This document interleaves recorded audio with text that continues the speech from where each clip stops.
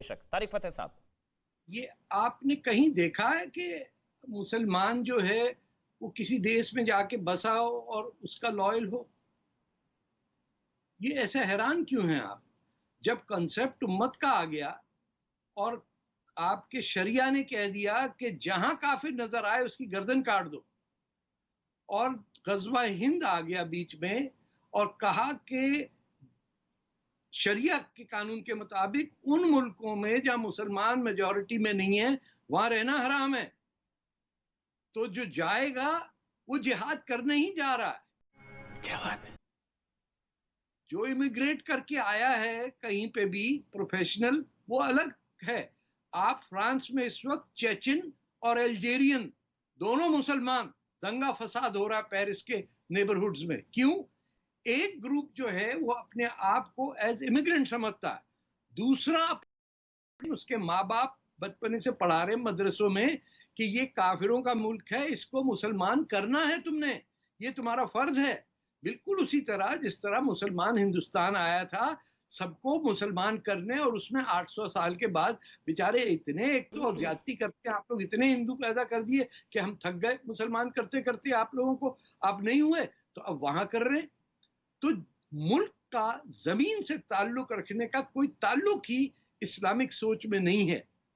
जो मुल्क आपके कब्जे में आ गया वो आपका है, और जो वहां के रहने वाले हैं, जैसे ईरान के ज़ोरास्ट्रियन हैं, या इंडिया के हिंदू हैं, या आप समझिए जो कॉप्ट इजिप्ट में थे, हम उसको सिटीजन नहीं मानते, वो काफिर है। उसके बारे में क्लियरली बताया कि काफिर का हशर हमने क्या करना है। जब लिख के दे दिया, देवबंद ने कह दिया, बरेली वालों ने कह दिया, अहले हदीस ने कह दिया, सब ने कह दिया, ना सिर्फ मुसलमान, तो फिर इनको नागरिकता, तारिक भाई, फिर इनको नागरिकता दी, पूरे यूरोप ने दी, फ्रांस ने दी, सारे देशों ने दी, मानवीय आधार पर दी, इनको घर में बसाया, इनको छत दी, इन पर तरस खाया, इनको अपने घर में रखा। वो सब क्या था? फिर गलती थी? गलती थी?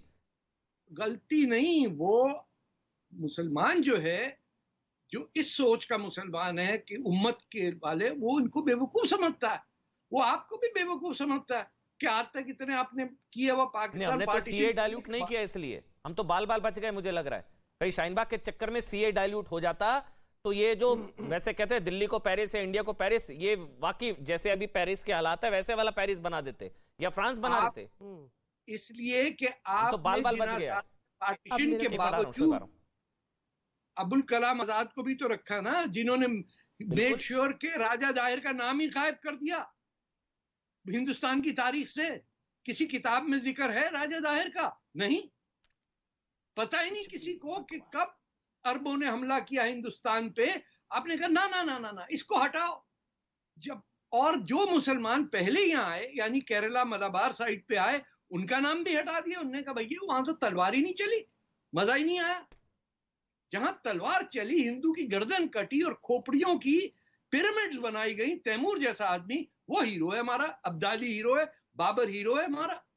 बाकी जो लोग आए, कंट्री फर्स्ट कभी नहीं रिलीजन फर्स्ट होता है, कंट्री फर्स्ट कभी नहीं हो सकता है। आप ये कह रहे हैं अगर किसी और देश में जाकर वो बसते हैं तो कंट्री फर्स्ट कभी नहीं हो सकता, हमेशा रिलीजन फर्स्ट होगा। लेकिन अगर रिलीजन में जरा भी दूसरा आया मुसलमान तो उसका कत्ल होगा।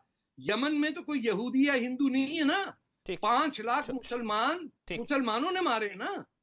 फिर तो मैं तो सोच रहा हूं सर, अगर वर्ल्ड कप के फाइनल में कोई मुस्लिम टीम, सो कॉल्ड मुस्लिम टीम, मैं तो टीम को मुस्लिम मानता ही नहीं हूं, लेकिन जो इमरान खान ने कहा मुस्लिम टीम, कुछ लोग ऐसा प्रचार कर रहे थे, डॉक्टर रिजवान ने जो बताया कि मोरक्को की टीम जीत गई, ये पूरी दुनिया के 2 बिलियन मुसलमानों की जीत है, उम्मा की जीत है, कम्युनल तो उन लोगों ने बनाया। और अगर ये वाली कोई टीम वर्ल्ड कप के फाइनल में पहुंच जाती और हार जाती गलती से, तो वर्ल्ड वॉर की सिचुएशन ना बन जाती कहीं?